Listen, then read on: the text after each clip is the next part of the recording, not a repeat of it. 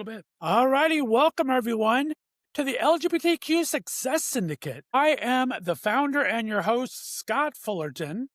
I've been creating podcasts for our community for the past 10 years, and I'm so excited to kind of bring this new direction there, where we talk to movers and shakers in the business industry, sharing with all of you different insights that they can share with us. And I'm sure we're going to find a little bit of something for everyone here. I am so excited to have our first guest today. Today's guest is someone who proves that authenticity is not a liability in business, but it's a strategic advantage. Bryan Boggiano is a local LGBTQ news meteorologist at WDHN in Dothan, Alabama, where he delivers daily forecasts while quietly redefining what representation, creativity, and resilience looks like in local media. Diagnosed with autism at the age of 2, Bryan has spent his life navigating and ultimately mastering communication, performance, and public trust in one of the most visible roles in broadcast journalism. What sets Bryan apart isn't his meteorological expertise, it's how he shows up, from weaving LGBTQ icons, song titles, and movie references into his weather reports, to balancing his passion for music, entertainment, and long-distance running outside the studio. Bryan's built a personal brand that is both professional and unmistakably human. For the LGBTQ Success Syndicate, Bryan's story sits at the intersection of visibility, personal branding, neurodiversity, creative marketing, and thriving in conservative and traditional markets, making this a conversation every business owner, creator, and marketer can learn from. I'm so excited to have him in studio today. Please welcome, everybody, Mr. Bryan Boggiano. Bryan, how are you? Good, thank you. How are you doing? I am doing amazing. I am so excited to talk to you. I found you a while back with one of your forecasts where you did do those aforementioned movie titles that was absolutely so creative and amazing. I'm excited to have you on the show, have everything in beautiful downtown Dothan today. It is a cold one at the time of the filming. It is chilly. It's cloudy and it feels like a January day. There you go. Northeast Ohio here, and there is still no snow on the ground, and I'm almost snowblind from the window in front of me here, but we're gonna make it through here, okay? I am so excited to have you on. I mean, there's so many great questions I have for you today, but let's start with a little bit of background. Tell me a little bit about where you grew up. What kind of a kid were you, and when did you first kind of get the tickle that you wanted to be in front of the camera? So I grew up in South Florida in Coral Springs, just outside of Fort Lauderdale. Growing up in South Florida, we were always surrounded by the most unpredictable and crazy weather patterns, several hurricanes. Like when I was I believe it was 8 or 9, we had like 4 hurricanes in one hurricane season hit the state. We had a hurricane in our hometown and we were out of school for 2 weeks. So yeah, in Florida, you get a lot of different diversity of weather, and between the hurricanes, the afternoon thunderstorms, the excessive heat in the summer and the humidity. But I really think it was going through a lot of what I went through when I was a child that really solidified that interest, just seeing how these hurricanes were forming, how they were hitting places, how tornadoes were forming, what kind of effects they were having, seeing a lot of stuff with rain and how that was affecting everything from flooding and drought. Really just being an active observer really just solidified that knowledge. That's what I did when I went to school. I did weather forecasting, I really was able to do a lot with it, learn the basics of meteorology, and really it's such a fun field because you never really know what you're going to expect when it comes to the weather. Well, you do, but you do, but what I meant to say is that not every day is the same as the day before. You do for sure. I look out my window and hope for the best, to be honest. But I think all of us, probably nobody has seen the movie Twister without wanting to be a storm chaser at one time in their life, right? Yeah, that was and I saw when I was growing up, the one that was made in 1996 with, I believe that was Bill Paxton and Helen Hunt. That was the one that I grew up on, and that really just, I loved that film. I probably watched it 100 times or more. I bet. I love both of them. The remake was actually really good too. So that is amazing. Let's talk a little bit. I mentioned in your intro, you were diagnosed with autism at the age of 2. You were very kind to send me a couple of interviews you've done and articles you've been into. Talk about that, and how does that kind of affect the family life and kind of getting into the learning fields, and did it present any extra challenges? Or talk about that part of your life a little bit. So I was diagnosed with autism when I was 2 years old because there were certain milestones I wasn't meeting, like especially verbal communication. I wasn't yet speaking. There were also some sensory and motor things that my doctors had expressed some concern about that I wasn't meeting. And my family eventually, it was my mom, my dad took me to a specialist or a lot of specialists. And eventually, like I was diagnosed with autism, but a lot of the doctors I saw said I was like it's more about outdated, but like a high functioning Okay. diagnosis. Like I was like there were certain things that I had like strengths in, like in terms of like intellectual, but when it came to certain verbal and communication things, there was some barriers I wasn't meeting. So like I wasn't speaking until I was 3 years old. That's when I started speaking. Wow. And my family didn't know if I was gonna like between the milestones I still had to meet, they didn't know if I was gonna start off kindergarten or elementary school in a so-called mainstream class. But they Mhm. really put a lot of effort into making sure that I was going to get the help and the care I needed. So we were going to specialists all throughout South Florida. Like my mom and my dad, for instance, they're from New York. So we were going to New York at times when we were there. Like my dad's sister, she was researching every single article that she possibly could find and giving them to my parents so they knew like what to do. They knew best practices. So, like even like I remember like, when I was growing up, like even there were so many kids by the time, like, when they were at the playground or they were doing this, I was there. I was in various speech and occupational therapy appointments, just trying to make sure just so I could get to an area or have a chance to get to the area that they were at in terms of development. And eventually, I was able to start off kindergarten in a mainstream class, as it was said at the time. But and then so that ended up so that was almost 25 years ago now. But yeah, there's definitely a lot of struggles that do come up, or definitely some more things that come up when someone has autism versus when they don't. And a lot of it has to deal with communication, social. There's a lot of variables that affect everybody's experience, but what a lot of experts do say is that autism isn't something that affects everybody the same way. It affects everybody in different ways.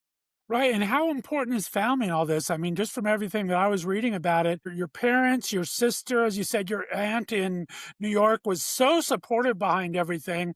Does that help with the development and everything, and to kind of help do you feel like it kind of pushed you a little bit as you went along? I do feel like it did, yes. And that is just because, like, when you do have a family that is behind you, at least in my experience, they're able to, like, my families, they did a lot of research. So, from my experience, they were able to understand exactly things I was going through or have an idea of things I was going through as different stages of life progressed. Because autism itself, like it presents itself differently at different ages. Like if you're 2 or 3, could be certain developmental things. If you're more like in elementary, middle school, adolescent related challenges, then you have the adjustment to high school and college, eventually moving away from home. So there's a lot of different things that it presents. There's a lot of different ways it presents itself as. Yeah. And that's what my family's always said to me is that they always did their research. They always did their research. They were always listening to the experts for this, and they were always involved at each step at the earliest possible time. And they've said that's really been the key to making sure that they've understood me, understood what I go through, and have been able to give me the help that I needed. I love that. And one of the things that I kind of created the Success Syndicate to do is to be your true authentic self. So talk about being authentic to that, how that presents when you're going to college and then applying for jobs and everything. How do you make that so it's not the biggest issue, because obviously you have lots of skills and everything, but how do you keep that identity front and center so you're your true honest self? Well, for me, I have always lived my life, I guess, in terms of just staying true to myself, staying true to what I'm interested in, having confidence in myself. So I know there is a lot more to me than just like having autism and all of the and everything associated with it. I've always just stuck to being myself. 'Cause that's just for me, I feel like being myself, trying to be relaxed, making myself comfortable. Those have always been what have helped me in terms of performing to the best of my ability. And it's really just that authenticity that's helped me to connect with other people, to excel in the job I have. And really a lot of it, like I try to lead by examples. I know, like, there were a lot of barriers I had to overcome with autism, a lot. And for me, from my personal experience, it was not easy. Like, there were a lot of Right. sacrifices I had to make. There were a lot of people involved in my journey, from my loved ones to caretakers to provider. So for me, it's more of a like, I've always been myself and I've always tried to add my own little extra, I guess, pizzazz into it. Because a lot of people will say something like, oh, like there's something that's like, unique to it. But really, autism itself, it is complex. It presents itself differently amongst other Sure. people. But for me, I'm just the type of person that I'll express myself through my work, since I feel like that's been the way that I've been able to reach the most people in a professional manner. I love that. And talk about work for a second. You've been doing meteorology now for quite a while. You started out doing different stages to where you've got to here. One of the funnest stories I saw during research is you do a lot of the weather without your shoes on. So talk Yes, about I things do. like that that Yes, make yes. it kind of fun and interesting, and how the station lets things like that happen, which is awesome. So when you have a green screen and it only shows you either from like the knees up or the waist up or somewhere in between that medium, there's certain things you get away with. Now, so like they don't show like our shoes or our feet in the live shots, but I will say that there was one time I was covering our sister station down in Panama City about a year and a half ago.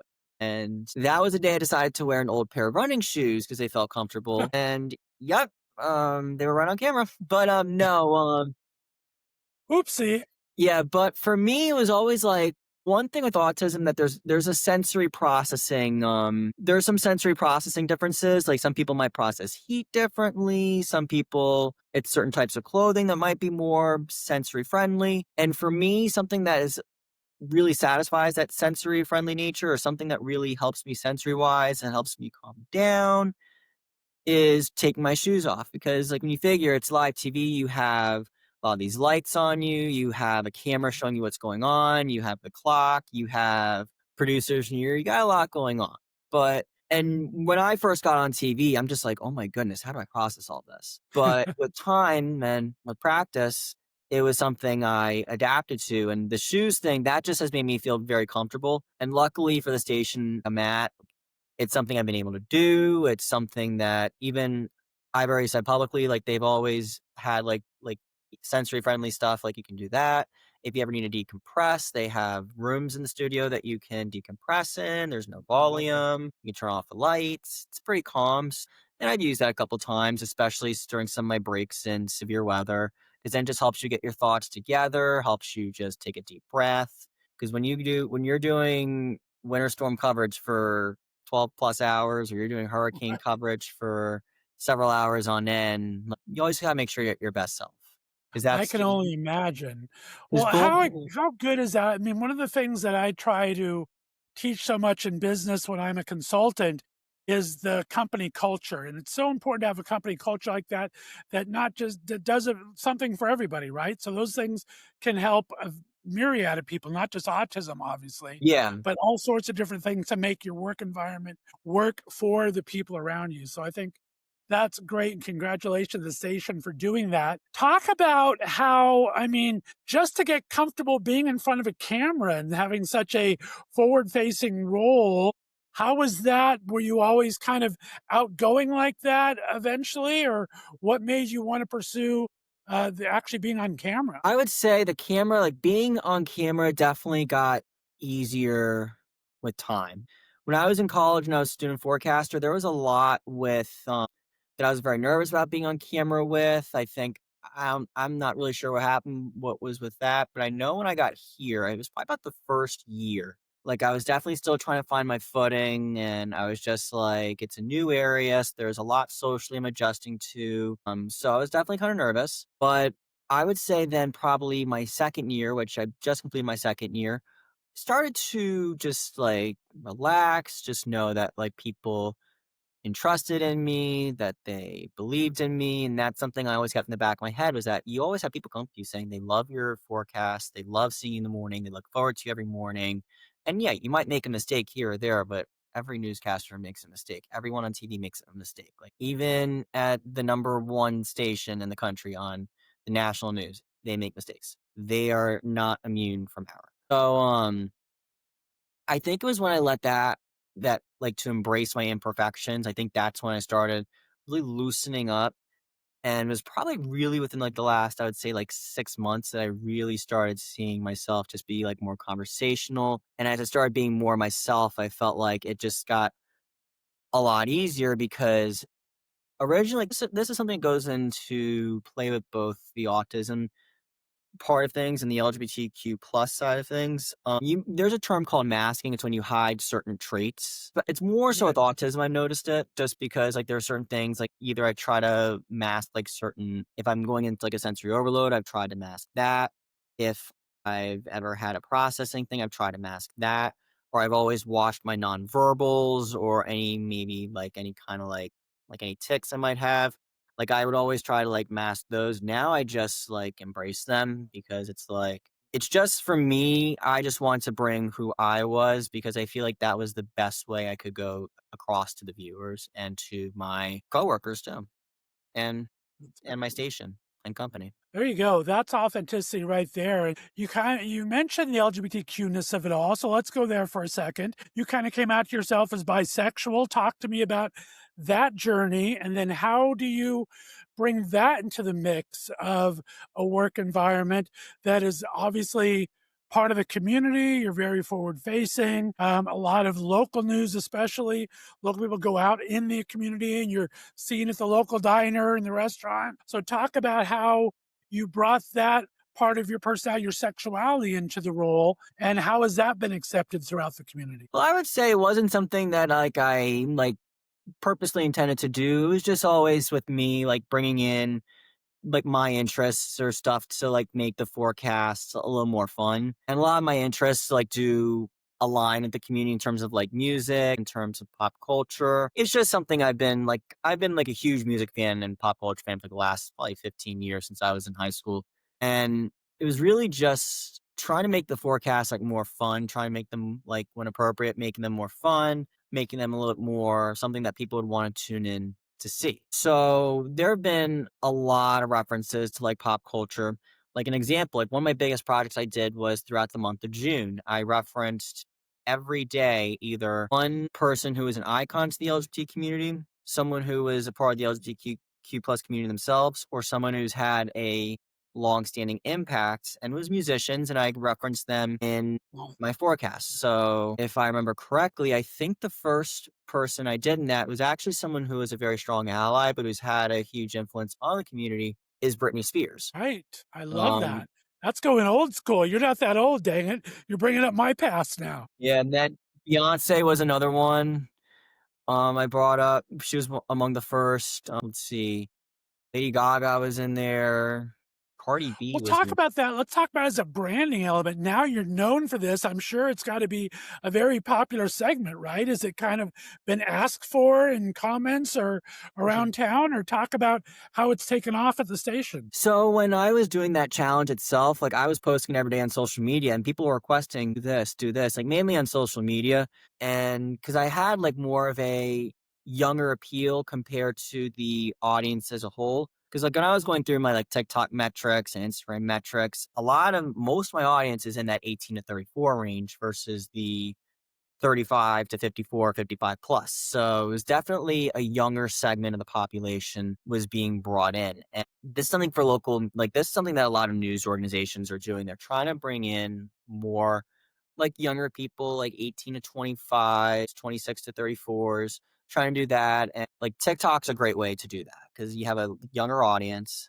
And if you can reach them with content that is relevant, that is engaging, that matches their interests, if you can meet them where you are, like that's what we've seen has been the a driving factor for increasing engagement. And for me, I guess there is a lot that I do that maybe a lot of people are not doing. And this is something I was seeing when I was doing my own work. I'm like, okay, like I don't think you have a meteorologist anywhere on air in the country who is referencing Britney Spears for her birthday or who is going through this thing for Pride Month doing this. And there's probably a lot of people in the audience who may have not necessarily caught on to what was happening. Sure. But the people who were online, like they caught on and they were like, oh, this is a lot of fun. And I remember just like finishing it at the end of June. And I'm like, oh, wow, this like 21, 22 days.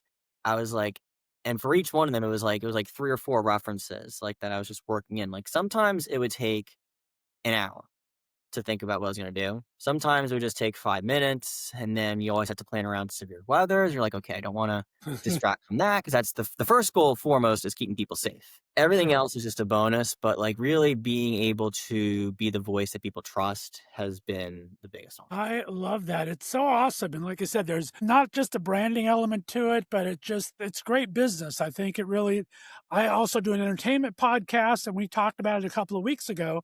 Mhm. Dancing with the Stars had its highest season ever in 25, 30 years because they had all the contestants and the professional dancers on social media at least once a day. And I Mhm. think you're so right about the engagement and how to get people. I think it's a lesson we need to learn in business and in life that you really need to engage in things to bring people along for the journey.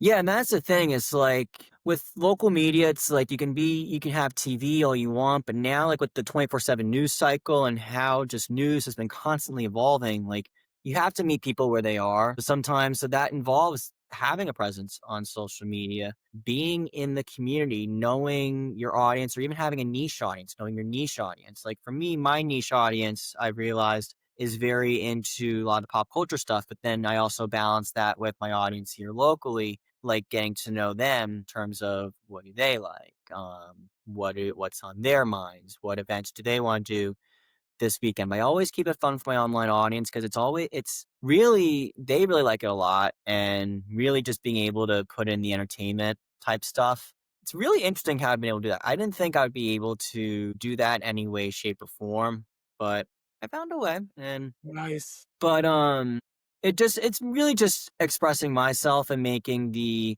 weather a little more engaging for people just to bring in the audience. And when you call that the secret sauce, I mean, we have a lot of syndicate members that are all over the country. So for business owners in conservative areas in traditional markets like yours, I mean, you're very near the panhandle. I think you've even worked there once or twice or filled in. Talk about what advice would you give to other businesses for being able to stand out without really alienating their audience in those more conservative areas?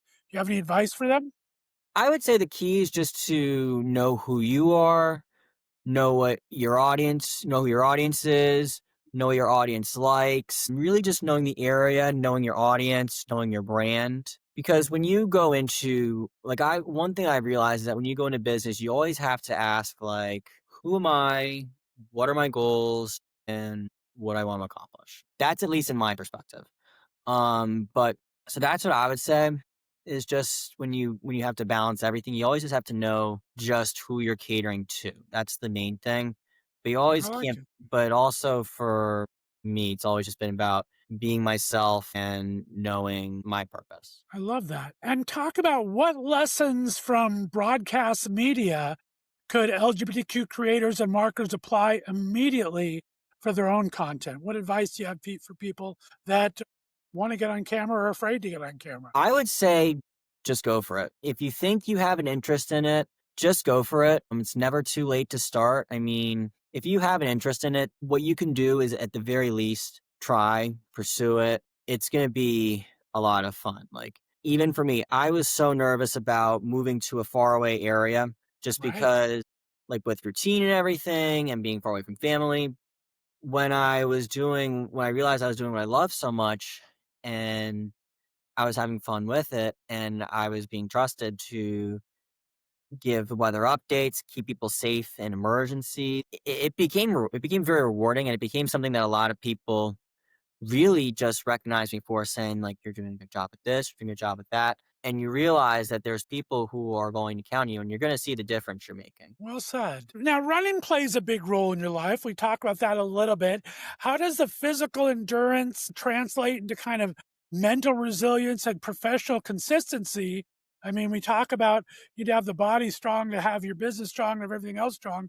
Talk about how running plays into your mental health well-being and into your work? So definitely running itself. I've been running since I was in high school, and I could tell you from my personal experience and from this is something a lot of people also say, it is a major stress reliever. It is something that's Nice. always I've always cleared my mind by going for a run. I go for a run just about every day after work or on the weekends, get up early and go for a run since I'm used to getting up at about 2, 3 in the morning anyway. But hey, I love it. But no, it's something it's kept me mentally in check by just relaxing my mind, keeps me in shape. It also helps with establishing a routine, which is very important, especially once you get in the workforce, when you have that type of routine, it really does help you just ease into everything that comes with life. Gives you a sense of normalcy, which is something I noticed when I went to college and I kept running through grad school as well, through my time here in Dothan.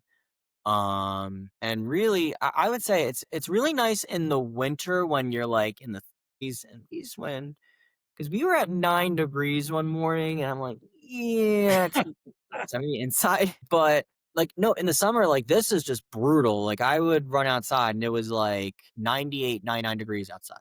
You have a dew point well in the It's horrible being a chubby person, Brian. I just want a second cup of hot chocolate. It's bad. Forget that running yes. biz. I was gonna say, like, I don't even know how I am still able to do anything outside when it's above 95 degrees. I don't know how, especially since I've been out of high school for over 10 years. Out of high school. Those extremes just blow my mind. So good on you, my friend. That's what happens when you're Let's inland. talk. Go ahead. What was that? It happens when you're inland. You don't have enough, in terms of like, because really the water, the ocean water, the Gulf water, that's really helps mediate your temperatures. And we're like almost 90 or 100 miles inland. So because of that, you're kind of more at the mercy of the extremes there. So you can be as high as 100 degrees and as low as the single digits. We also had Oh snow my last year, which goodness. that made me realize I'm like, yeah, this is probably why my parents left the Northeast and didn't come back because they didn't want to do it. But you have more experience that you can say, okay, I know in 3 days I need to run indoors. Let's go mall walking. Or in 4 days, it's going to be so much snow that we're not going to leave the house. So at least you have the inside track where most people don't there. Exactly. I have all the intel. I know like when it's going to rain, when we're going to have severe weather, when there's a tornado risk, Keens. I can tell you when there's a hurricane, everybody is calling my phone saying, what's going to happen? What's going to happen? What's going to happen? And I'm like, I'm trying to figure it out too. There's a lot of information. There you go. The last line of defense is too busy reporting on it.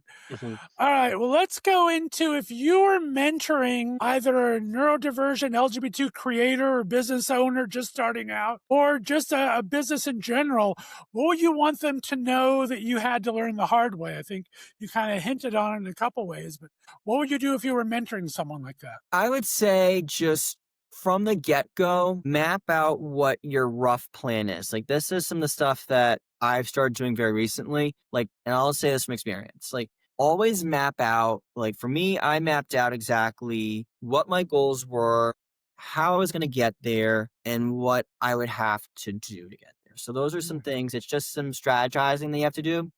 For me, that made it really easy to navigate was when I was able to do that. Because there were times that I would just step on air and I just didn't know what I was doing. And then all of a sudden it's like, oh, that really just happened. Then there were times that I would, because sometimes you have a strategy that you have in your head and it doesn't go the right way. And then you end up just beating yourself up over it. And that's number one. Like, you're going to make mistakes at some point, like just fact of life. And my journey wasn't perfect. Nobody's journey that I knew in life has been perfect. Mm, I would say also just know who you are, know what you want to do, know who your audience is, and just map out everything from there. I'm trying to think. Yeah, but I just think that's definitely knowing the great. audience is important too. Great answer. Well, we're going to wrap it up here. Let's talk about looking ahead a little bit. You've built yourself this fantastic platform over the next 2 years. Where do you see yourself wanting to go? Do you like staying in the weather, maybe going to a bigger market or national? Do you see yourself going to entertainment reporting? Or do you have a goal that none of us even know about? I would say my goal eventually is to go to a larger market, a little bit closer to home, a little bit closer to family. My parents are nearing retirement. I have new family members who are just born. And also, Alabama gets cold during the winter. It gets very cold, Right. a lot colder than Florida. So, and yeah, once for Florida, once it gets lower than 60 degrees or 50 degrees, that's just freezing. That's just brutal. There you go. So, I hear you. I'm a California boy. I was born and raised in California, so these Ohio winters trick me every year right around October 30th. So I hear you. October 30th is my mom's birthday. Nice. All right. I love that. Well, Bryan Boggiano, it's been an absolute pleasure. We're going to do 5 questions now, get a little silly, but let everyone know, though, right now where they can find you on air, where they can find the station web address, and where they can follow you on social media. All right. So for following the station, it is WDHN, WDHN.com. So WDHN and then WDHN.com online. And then for my social media, Instagram and TikTok are the same. Bryan B on TV, BRYAN B, and then on TV, ON TV. And that's for both Instagram and TikTok. Facebook's just Bryan Boggiano Weather, and I don't put as much on there. That's more just like a lot more like formal related stuff I might write or some forecast tapings. So that's where I'm available primarily. And then Blue Sky is also Bryan B on TV, BRYAN B, and then on TV. Hopefully we'll get you into the Success Syndicate so people can message you there if they have more questions. You ready to get into a little 5 questions, be a little silly here? Yes. All right. This is 5 questions with Bryan Boggiano. This is kind of fun and quirky. Number 1, Bryan, if you could name a weather system after any LGBTQ icon, who gets the honor and what kind of weather would it be? Okay, so this is something that I joked about so we had a name retire in 2024, and Hurricane Beryl was replaced with Hurricane Brianna.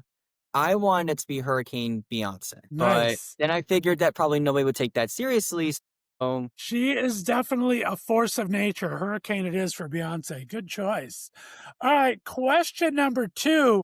We talked about you kind of weaving in icons and movie titles and song titles into your weather reports. What's the most maybe chaotic or crazy song or movie title you've been able to successfully sneak in there with maybe people didn't even notice? let's see. Well, definitely weaved in some Cardi B in there. So I like Cardi I B. like. And let's see, what else? What was the craziest thing? I did one time, let's see, forgive me. I did weave in Sexy Red one time. Nice.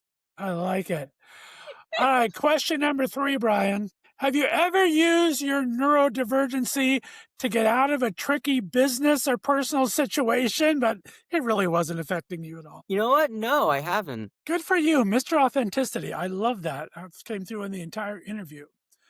All right, number 4, Bryan. What is more unpredictable, the Alabama weather or the internet comment section? I love that question. So I think narrowly, the internet questions take the cake. But I will say I did get my best compliment recently, and it was that I'm a, quote, diva in a male-dominated field. Ooh, I do like that. All right, very nice. All right, and question number 5, Bryan. We talked about you being a runner. Let's talk about running and weather because they both involve endurance. What playlist, 3 or 4 song, gets you through the toughest miles? I would say this would be surprising, but anything by the Black Eyed Peas actually helps me get through. They had some good music back. They had some really good music back in the 2000s and like the early 2010s. Like really good stuff to get like pumped to. I like it. Bryan Boggiano, you made it through 5 questions. Thanks so much for being a guest of the LGBTQ Success Syndicate. Remind everyone where they can find you on social media, my friend, on Instagram and TikTok. All right, so Instagram and TikTok are both the same. Bryan B on TV, BRYAN BON TV. It's also my Blue Sky channel, and then Facebook is Bryan Boggiano Weather. Fantastic. Well, hopefully we'll see you on the Success Syndicate too, so we can ask you some questions. I appreciate your time, my friend. Keep it out there. Keep honest. And thanks so much for your time. Thank you. All right. Stay there for me. We'll be back in just a couple of seconds, guys. Thank you so much for listening to our very first interview right here for the LGBTQ Success Syndicate. Have a good one.